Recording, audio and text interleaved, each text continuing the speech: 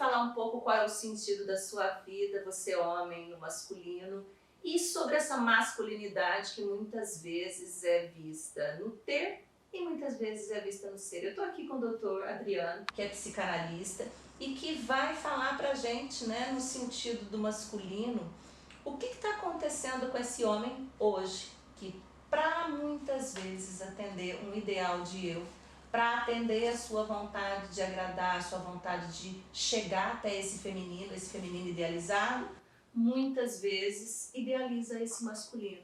Doutor Adriano, seja bem-vindo, é um prazer estar aqui com o senhor, né, sempre trazendo para a gente, eu que já conheço o doutor Adriano, né, desde a faculdade, conceitos que nos refletem a respeito da nossa existência, dessa parte psicológica, dessa parte filosófica da vida.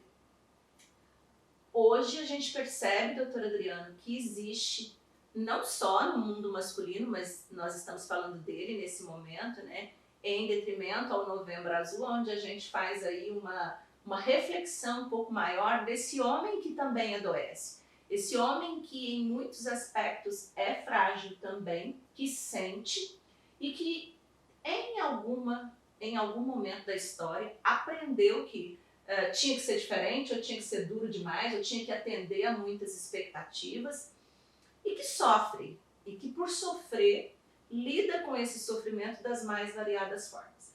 Uma das formas que a gente tem percebido que a humanidade e o mundo masculino têm lidado com esse sofrimento é esse culto ao corpo e esse movimento para um corpo perfeito, né? Então aquela crença de que se o meu corpo está perfeito, talvez eu estivesse perfeito. E a gente percebe que nem sempre é assim. Como que o senhor vê isso? Bom dia, Roberta. Obrigado por estar participando aqui, né, tendo essa oportunidade. Realmente, né, cada época vai ter os seus ideais de eu, né? Cada época, como você muito bem falou, cada época vai estabelecer ideais que são mais importantes que outros, né? E na atualidade o corpo tem sido colocado quase no vértice, né, das nossas aspirações, né? Então nas revistas, na televisão, né, a imagem do homem de sucesso, a essa imagem tem sido agregada também a questão de ter um corpo que significa um corpo de um homem de sucesso, né? Então os homens têm se preocupado muito com isso, né? Só que, como toda cultura, né, ao mesmo tempo que determinados canais de satisfação nos são possibilitados, né, ter prazer por determinadas coisas, a nossa cultura também interdita, né, outras questões, né? Então, será que o corpo realmente um corpo idealizado, um corpo tonificado, né, um corpo super investido, né, será que ele pode realmente dar para nós homens, né, aquilo que nós realmente precisamos, né? Então você acabou falando em virilidade, né? Será que ter essa virilidade realmente dá acesso para os homens a determinados lugares que realmente são importantes? Ou se trata muitas vezes só de uma imagem, ou como você tangenciona, de uma fantasia que nós construímos a respeito do que as mulheres querem? E isso é a respeito tanto dessa construção idealizada do feminino e do masculino, ou permeia muito esse universo masculino no sentido de que foi aprendido e tem uma questão biológica também, ao longo do tempo a gente percebe que, né, tem aquela história, né, que o pavão, quando ele quer ganhar uma pavoa, ele lá, né, ele abre as suas penas e o pavão se mostra. Então isso seria de uma herança genética, de uma herança biológica, ou seja, alguns homens vão ter mais uma necessidade a respeito disso, ou isso acaba sendo um modismo que pega muito mais gente do que pegaria?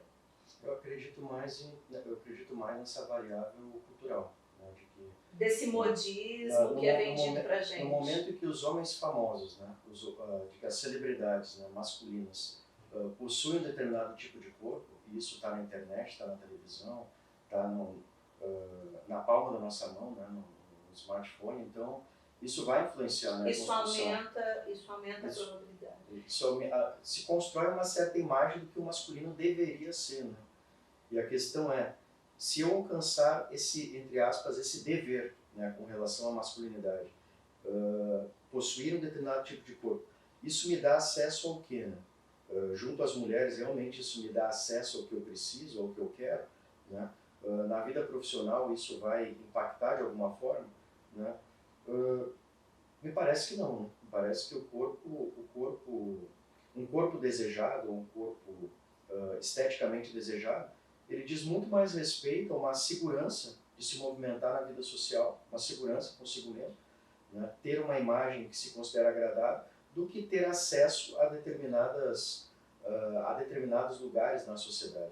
Só que a questão é que os discursos e as imagens que nos chegam parecem nos direcionar para isso. Se você tiver um determinado corpo, você vai ter acesso a determinadas coisas, inclusive ter acesso às mulheres, né? Só que me parece que nós não estamos mais num momento sócio-histórico em que as mulheres se constroem como se construíam na primeira metade do século XX. Né? E fica parecendo que é uma propaganda enganosa, mas que a gente continua comprando. A gente saiu aí, doutora Adriana, de um setembro amarelo, né, falando muito em suicídio. A gente entrou no outubro falando muito de outro tipo de doença, e a gente está sempre falando de doenças, de adoecimento dessa humanidade, desse feminino, desse masculino. E o que a gente percebe? Que, a título de Brasil, a gente vê uma preocupação com o corpo de forma diferente do mundo. Os brasileiros, de forma em geral, eles cultuam mais a imagem e o mundo. Como que a psicanálise vê isso dentro desse contexto de mundo e dentro desse contexto da nossa cultura brasileira, né? Por que para nós brasileiros assim isso é tão forte, né? Por que nós apostamos tanto no corpo, nessa beleza, na imagem, que é muito agradável, haja vista que ninguém está dizendo, né? Que não é para você se cuidar, que não é para você ficar bonito, você fazer atividade física. A gente está falando de um ponto de adoecimento, ou de um ponto de autocobrança, de um ponto de talvez até de sofrimento excessivo. E aí eu volto a colocar também, né, para acrescentar nessa pergunta, doutora Adriana, a questão de que as pesquisas mostram que de cada 15 suicídios, 10 são homens. Ou seja, esse masculino que fere, que comete feminicídio, que comete violência doméstica, que é agressivo em muitos aspectos, por termos biológicos, por termos sociais, por termos culturais, mas é o que mais também comete essa violência a si. Como é que a gente pode fazer esse link nessa ausência desse ser, né, dessa busca por esse eu que não existe, dessa frustração e dessa agressividade que precisa ser colocada em algum lugar? São muitos questionamentos, Eu concordo com você. No momento que nós homens somos cobrados a ter um determinado tipo de corpo, né, um corpo que precisa ser construído, né, não é um corpo que, entre aspas, naturalmente vai se apresentar, né? É mais uma cobrança que se soma a outras cobranças de sucesso profissional, de sucesso financeiro, né? E tudo isso aumenta a angústia, né? Tudo isso aumenta a angústia, é mais uma carga que o sujeito precisa carregar. Então o corpo é uma espécie de fardo que a gente carrega simbolicamente, né? Então em cada cultura vão existir determinados padrões estéticos. E um homem querer se sentir bem esteticamente não é um problema, né? Não é um problema. A questão é se ocorre um superinvestimento nessa área da vida, né? Por exemplo, em cuidados físicos, e se esse superinvestimento não vai me deixar cego para responder outras perguntas que são relevantes na vida, né? Como uma pergunta simples, né? Para onde que a minha vida está indo, né? Nesse momento? Para onde a minha vida está se direcionando? Né? Ou outra pergunta, eu estou vivendo da maneira como eu realmente gostaria de viver?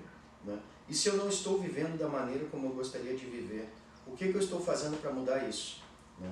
Então, ficar muitas horas dentro de uma academia de ginástica, em alguns casos, pode significar um superinvestimento, né, nessa área da vida, que pode me deixar totalmente desatento para perceber outras questões que são importantes, como os próprios relacionamentos familiares. Né? Eu me lembro muito de uma aula sua onde você falava que o hiperinvestimento em uma determinada área da vida, e aí todos os meus clientes, principalmente as minhas clientes, ouvem muito eu falar isso, né? Às vezes a nossa roda da vida tá lá investindo em algum papel que eu tenho. Com o homem acontece a mesma coisa, então, não é? E às vezes, em algum momento, eu estou hiper investindo na minha carreira, no meu intelectual, e eu esqueço às vezes do meu emocional, meu emocional está lá falido, mas o meu corpo está lindo, maravilhoso, a minha conta bancária está linda, o meu carro está muito bem, obrigado, mas às vezes eu estou com a minha área familiar empobrecida, às vezes com todas essas áreas até funcionando, mas o meu próprio eu empobrecido, isso acontece. Então, pode ser uma das causas de suicídio, Adriano? Digamos que pode ser algo que vai se agregar a outras angústias, entende? Que o impulso suicida ele vai estar presente nas pessoas de uma forma variada, né? Inclusive o impulso suicida ele é algo separado do estado depressivo. Geralmente a gente acredita que necessariamente o impulso suicida está associado ao estado depressivo. Justamente por isso que é difícil de tratar. Sim. Porque é algo que está presente de uma forma diferente nas pessoas e é algo difícil de ser manejado, né? O impulso suicida. Mas a angústia ligada ao corpo pode ser agregada, né, a outras angústias que podem levar a isso, né, em determinados casos. Mas é uma informação que nos choca, que deve nos mover, e esse é o motivo do qual a gente grava toda essa série, a Estratégia do Oceano Azul, onde, né, a gente busca não só um olhar, um resgate desse masculino, um resgate desse feminino e dessa humanidade, aonde ser humano é ser o quê? Então, aonde a gente percebe, às vezes, uma guerra dos sexos, né? Eu vejo muito isso, né?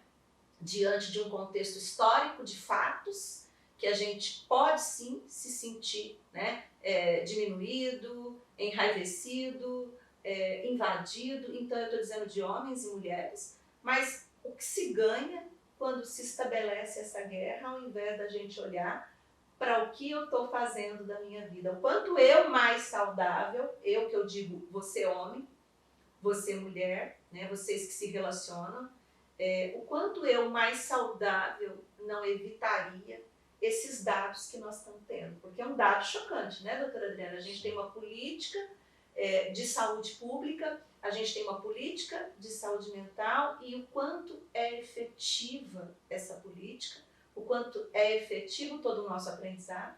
A gente sabe que os cursos de psicologia é uma área que está crescendo. Paralelo a isso, cresce o adoecimento psíquico, crescem as doenças, crescem os diagnósticos, né? A gente está o tempo inteiro fazendo um movimento e se perguntando, e é por isso que a gente está aqui. Doutor Adriano, o que é ser um homem, então, maduro com o seu corpo? O que é ser um homem adulto com o seu corpo? Eu penso que ser maduro com relação a essa parte de cuidado pessoal significa aceitar, né, que a gente possui um determinado ideal estético, né, aceitar que a gente vai ter que se representar perante o outro de uma forma inevitável, né?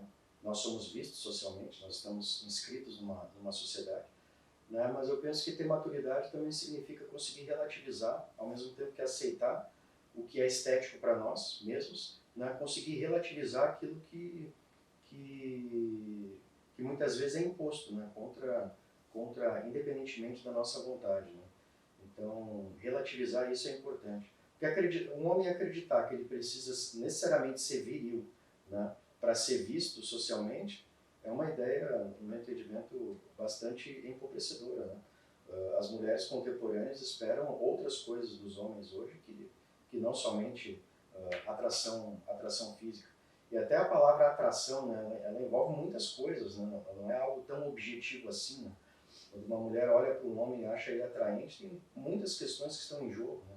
A forma como ele se movimenta na sociedade, né? O que ele faz, se isso faz sentido para aquela mulher ou não, se isso é admirado por aquela mulher ou não, né? Os valores que ele tem, né? Muitas vezes até a maneira como ele trata as outras pessoas entra nesse rol da atração, né? Que é uma coisa muito impalpável. Então, o físico vai ser um dos vários componentes que vai mobilizar uma mulher para que ela venha se atrair, né, por um determinado homem. Né? E tem aspectos da atração que fogem até da consciência, né? estão ligados às influências do pai, da mãe, na tenra infância, né? O tipo de masculinidade que uma mulher estava acostumada, que sempre teve acostumada, isso vai influenciar muito, né? Então acreditar que tonificar determinada parte do corpo vai garantir um acesso, né, às mulheres é acreditar em algo bastante fantasioso, né?